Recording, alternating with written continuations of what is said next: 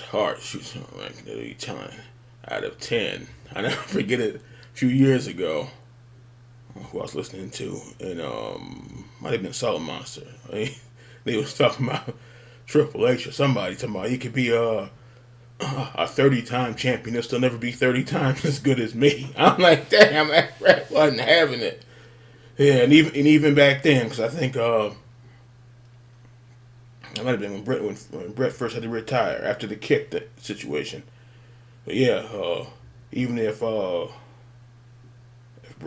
Bret got to wrestle in the early 2000s against I guess what you call him, the cerebral assassin Triple H, it would have been the same thing. And that sharpshooter would have got on, and them legs would have got turned over. That's right, that would have been it. But anyway, let's see. Out of 10, 8 out of 10. Oh, Bret. I think if you give 10 points for each category, there's like 3 categories that are critical to being a great wrestler. And the first thing is you got to have the right look. Yeah. If you look at any wrestler that was a success, like from Hulk Hogan to Andre the Giant to Warrior to whoever was the top guy, they always had to have that special look to them. Like when they walked in the room, it's like when Hulk Hogan walked in the room, you noticed like he was the biggest guy in the room. Or Andre or Bundy or whoever, like there was just this presence about him. So look is a very big thing in wrestling, how you look.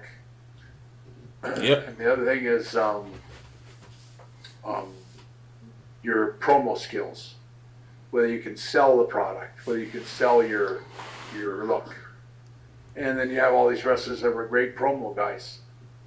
And then you have the third category is actual wrestling ability, whether they're good wrestlers or good workers. True. And as an example, like someone like Hulk Hogan, he was like 10 out of 10 on his look, 10 out of 10 on his promos, 3 out of 10 on his wrestling. All right, now you know Hogan can wrestle now, Bret. That's being generous. So you give Hulk Hogan like a 23. Someone like Steve Austin, you look at him, you go 9 out of 10 on his. Yeah, now Stone. I was getting ready to bring him up. Stone Cold. You look at Stunning Steve Austin and Stone Cold Steve. Well, they're two different people. He cut the hair, bald head, grew the goatee. Came out there looking mean as hell. They look like two different wrestlers. Now Stunning Steve Austin. I like them both. Cause I remember first thing I think about Stunning Steve, the Hollywood Blondes, but he was wrestling before that. Remember the Dangerous Alliance and all that. And he come out there and start picking at you, and he do this little number. Know about that? And he start picking at you and slapping you in the head. Know about that? And the matches with him and Steamboat. But yeah, they look like he went from Stunning Steve to Stone Cold, like two different wrestlers. Even that dirty dog Triple H, he got away from this, what do you call it? The snooty snobby character, the arrogant rich dude, and he came out there hitting people in the head with hammers and doing his what he was doing then to the bad guy. But he was even a better bad guy. He really made you mad then. He even turned on his own boy, threw him on the floor. Okay, who put Michael's head through that glass? Come to find out, it was Triple H. I was like, damn. So you look at him, like you said, the Hunter Hearst Helmsley, and then the assassin Triple H. There's two different people, two different wrestlers. Look, 10 out of 10 on his promo. His wrestling, you give him a 9 out of 10. Like, he has a pretty high rating. And then like Shawn, his look is like 9 out of 10. His promos were 7 out of 10. His work, 10 out of 10. So you get a very high ratio. In my case, I was, let's not get, I got enough heat. But in my own case, I was probably a 6 out of 10 on my promos, maybe a 8 out of 10 on my look, or 7 out of 10 on my look. I never looked like Hulk Hogan or Warrior or any of these guys, but I looked enough of a part to at least work. I never felt that. I remember thinking about that now. Talking about back then, talk about this 2 or 3 times. Talking about Michaels and Bret was small. Bret was, almost 240, and Michaels was 220. Small is like $1.50. $1.50. That's small. Now, like what's the guy's name in not AEW, Darby Allin. That's small, but 245 is not no small man, or 240, whatever he was Bret was back then. That's not no small man. So I was, I was too, like, I had a high enough number anyway, but I think my work was a 10 out of 10. Yeah. So, Got to wrestle his ass so what off. would you give Drew? What would you give Drew in those three? I think he's got like a 9 out of 10 look. I would give him maybe, from his, just because of the accent and stuff, you might give him a 6 out of 10 on his promos. And for his wrestling, I give him like a 9 out of 10. I give him, so it's a pretty high up. Talking about McIntyre? How WWF and all these guys, these geniuses in Connecticut, like they just overlooked all that when they let him go the first time.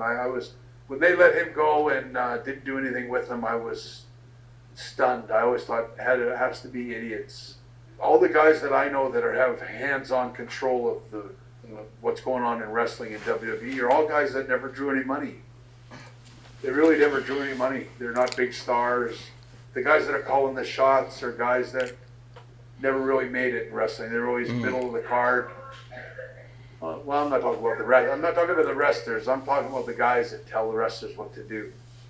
And I think the wrestlers today are as good as, maybe better than the wrestlers have ever been. They're better athletes. They have a better schedule. They're more. I don't know about that now. I don't know that. I don't know if they're better than you, and because I remember when Magnus raised hell about Cena that time, which I agree with him. Like I don't know, they're not better than you or Mr. Perfect or Kurt Hennig, whatever you want to call him, or who else you had back then, Razor. Can't think of everybody. Damn. There's a lot of guys that even should have been bigger stars, like Roma. Roma should have been up there because he could have been the good guy or the bad guy, and Roma had a look. So, In all my years of being around Triple H, I never saw him come up with one idea for anything in a match ever. So I mean, I don't know. Maybe I'm wrong. Maybe he's actually a genius and can figure out all kinds of things. But if they're going to hand the reins to Triple H, you may see the WWE slip way down because I don't think Triple H has any ideas about anything. He only knows how to. Still don't like Triple H. Damn. I'm not. Oh shit. So I thought this girl was working out. Okay, like I said, I wasn't a big fan of him, but like the businessman Triple H, he's something else. Like I still can't get over Punk is back. Damn, still can't. I'm still not letting that be because that's unbelievable. Like I said, I thought maybe coming. I didn't think he's gonna really come back. Next thing you know, how about that? Hearing the music, how about that? I was like, damn, because you know how to feed on your phone or whatever, that they'll spoil it. So I was like, he's back for real. So I'm gonna check it out, and sure enough, he's back. So and then that was funny. Rollins having a fit in the hall at the end of the ring, having a fit, cussing him, cussing him. But yeah, Bret, the classic 8 out of 10. But yeah, he still got on Triple H ass, but like he got better when Triple H got better when he changed characters because you're doing the little snobby and doing the looking like the little ballerina step with a curtsy. I was like, what the hell was that? He got away from that shit, and then he turned the character around, and then even his finishing move. Like I said, don't fool with him like that. But like that is rough though. Pinning your arms back and driving your face into the dirt. How about that? And you can't get up. You can't go nowhere. Your arms is pinned back. The pedigree, ruffle, the thing they call it. Some they call it the face driver. Drove his face into the mat. But yeah, Bret was right on that stuff. Bret, he knows. He's been out there a long time. He knows the business.